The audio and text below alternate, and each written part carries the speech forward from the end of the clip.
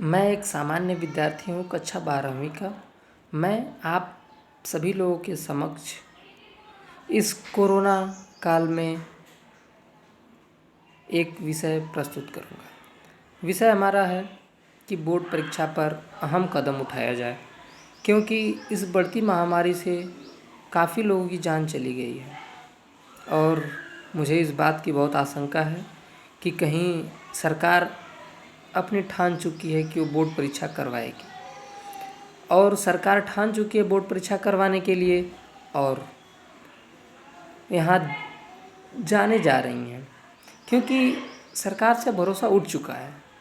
हम सरकार पे नहीं निर्भर रह सकते हैं, क्योंकि हमारी सरकार ऐसी है कि जो इस देश में बड़े बड़े मंदिर, मस्जिद, धर्म के नाम पे, चुनाव के नाम पे इतना पैसा खर्च करेगी। आईपीएल हो रहा है, उधर भी पैसा खर्च हो रहा है, लेकिन ऑक्सीजन के लिए सरकार पैसा नहीं खर्च कर सकती है। हॉस्पिटल नहीं बनवा सकती, यूनिवर्सिटी नहीं बनवा सकती। इसी बीच मैं एक मुद्दा आपके सामने प्रस्तुत करूंगा बोर्ड परीक्षा का, 12वीं बोर्ड परीक्षा का। मैं भी 12वीं का छात्र हूं और आपके सामने प्रस्तुत करने जा रहा हूं। और मेरी आंखें नम इसलिए हैं क्योंकि मेरे अगल बगल, मेरे जान पहचान में कुछ 2-4-10 लोगों की मौत हो चुकी है और मैं आपके सामने यह कहना चाहूँगा कि आप भी इस पे अपना एक राय दें। मैं तर्क दूंगा परीक्षा करवाने हेतु और परीक्षा न करवाने हेतु।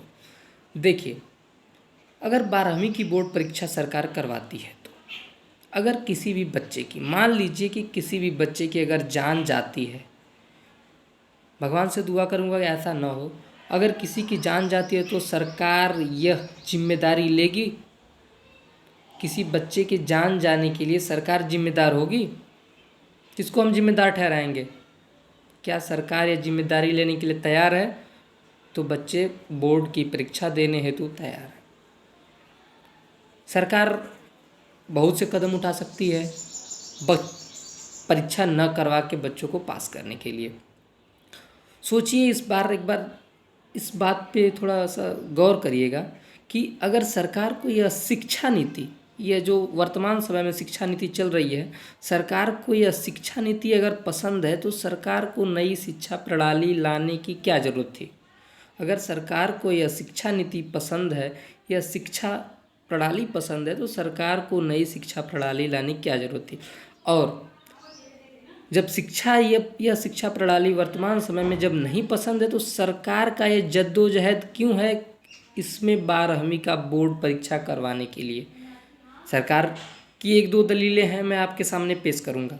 सरकार की पहली दलील है कि 12वीं की परीक्षा के बाद सारे छात्र या छात्राएं अपने भविष्य की तरफ अग्रसर होते हैं अग्रसर। क्या 3 घंटे की सिर्फ परीक्षा से आप पता लगा लेंगे कि वो छात्र अपने भविष्य की तरफ किधर अग्रसर होगा? पता लगा लेंगे? नहीं पता लगा सकते। 3 घंटे के परीक्षा में साल भर में आपने अपने स्कूल में या ऑनलाइन शिक्षा में, ऑनलाइन क्लास में क्या पढ़ा, उसका प्रमाण है half yearly exam, quarterly exam और वीकली टेस्ट और आपके प्री बोर्ड और बाकी बहुत से एग्ज़ाम होते हैं। बहुत से ऐसे पार्टिसिपेट होते हैं जिसमें बच्चे पार्टिसिपेट करते हैं और अपनी प्रतिभा के हिसाब से उसमें अपना प्रतिभा दिखाते हैं। तो क्यों 3 घंटे के बजाय बच्चों को पास करने के लिए उस साल भर की मेहनत को तराजा जाए? इस 3 घंटे को क्यों तराजा जाए? इत्तेफाक तो ये भी हो सकता है कि 3 घंटे में उसी दिन कोई बच्चा बीमार हो, किसी कारणवश न पढ़ सका हो, या 2-4 दिन पहले से उसको बुखार हो, उसके घर पे कोई दिक्कत हो, तो साल भर की शिक्षा, साल भर का मेहनत को न देख के सिर्फ 3 घंटे की मेहनत से कोई यूनिवर्सिटी या कोई प्रतियोगी परीक्षा क्यों बच्चों का आकलन करती है? सवाल यह उठाना इसलिए ज़रूरी समझा मैंने क्योंकि यह सवाल अगर अब नहीं उठाया जाएगा तो कभी नहीं उठाया जा सकता है। क्योंकि यह कोरोना के समय ऐसा कहा जाता है कि किसी चीज़ की ज़रूरत तभी पड़ती है, किसी चीज़ का इन्वेंशन तभी होता है जब ज़रूरत पड़ती है। तो आज इस बात की ज़रूरत पड़ी है भली भांति कि क्यों 3 घंटे के परीक्षा में बच्चे को पास किया जाए। बाकी का 365 दिन में 364 दिन बच्चे को क्या किया, बच्चे ने क्या पढ़ा, उस समय क्या किया, उस चीज़ को अनदेखा करते हुए 3 घंटे में बच्चे को किस हिसाब से आप आकलन करते हैं, किस आधार पे आप आकलन करते हैं कि बच्चे को पास किया जाए। तो मैंने ये दलील दी कि पास करने के लिए बहुत से ऐसे आधार हैं कि सरकार 12वीं कक्षा के छात्रों को पास कर सकती है। और मेरा सरकार से गुजारिश है कि सरकार इस बार बोर्ड परीक्षा कराने का जद्दोजहद न करे। अगर किसी छात्र की मृत्यु हो जाती है, किसी शिक्षक की मृत्यु हो जाती है, तो सरकार जिम्मेदार होगी। मैं आपको उत्तर प्रदेश पंचायत चुनाव की एक उदाहरण देता हूँ, जिसमें 135 शिक्षक की जान चली गई। सरकार कहती है कि मैं कोरोना गाइडलाइन से परीक्षा दिलवाऊंगा, तो क्या आप उन शिक्षक को पंचायत चुनाव में कोरोना गाइडलाइंस नहीं दिए थे?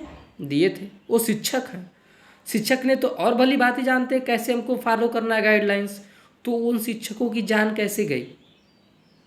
आप एक शिक्षक की मृत्यु के लिए 50 लाख दे सकते हैं, एक नौकरी दे सकते हैं, क्या सिर्फ आप इस गलत जगह अपने पैसे को यूज़ करके मंदिर मस्जिद न बनवा के हॉस्पिटल नहीं बनवा सकते? अच्छी अच्छी तकनीक नहीं ला सकते? तकनीक 3 घंटे की परीक्षा से नहीं आती है, तकनीक साल भर की पढ़ाई से आती है। तो हमारी शिक्षा व्यवस्था है एकदम जर्जर हो चुकी है। और मेरी सरकार से बहुत विनम्र आग्रह है कि इस बारी बच्चों को पास किया जाए। अगर बच्चों के साथ कुछ भी होगा तो सरकार जवाबदेही होगी इसके साथ मैं एक तर्क देने के बाद मैं विराम लेना चाहूँगा कि मेरा तर्क यह है कि जिस संविधान से हमारा देश चलता है, उस संविधान का हर एक मत, उसमें हर एक नियम, हर एक कानून, हर किसी न किसी एक देश से लिया गया, मतलब अधिकांश देशों का मिश्रण है। तो क्यों न हर देश जब अपने छात्रों को, अपने बच्चों को 3 घंटे के इवैल्यूएशन से नहीं पास करता है, तो उस नीति को क्यों ना हम अपनाएं। आज इस कोरोना के समय उस नीति को हम क्यों ना अपनाएं। जब अधिकांश देशों के मिश्रण से हमारा संविधान लिखा गया, तो हमारे संविधान में यह भी प्रावधान होना चाहिए कि अगर स्थिति सामान्य नहीं है तो बच्चों को उनके साल भर के परिणाम पे पास करना चाहिए। और बात उठ रही है बीच में कि कुछ प्रतियोगी परीक्षा हैं जो निर्धारित अंक दिए हैं कि अगर आप उतना अंक पाते हैं, उतना प्रतिशत पाते हैं, तभी आप योग्य अभ्यर्थी होते हैं। जैसे इंडियन नेवी, इंडियन एयरफोर्स और बाकी कुछ एक परीक्षाएं हैं जिसमें कुछ निर्धारित अंक होता है, जितना आपको प्राप्त करना होता है, तभी आप उसके लिए योग्य अभ्यर्थी होंगे। तो मेरा सरकार से गुजारिश है कि सरकार उस संस्था जो इंडियन नेवी और इंडियन एयरफोर्स जैसे के लिए परीक्षा करवाती है, उनमें भी ये प्रावधान करे कि इस बार कोरोना काल में पास हुए छात्रों को कुछ रियायतें दी जाए और अपने उस परीक्षा से इस छात्रों को योग्य अभ्यर्थी के रूप में स्वीकार करें। धन्यवाद। घर में रहिए, सुरक्षित रहिए।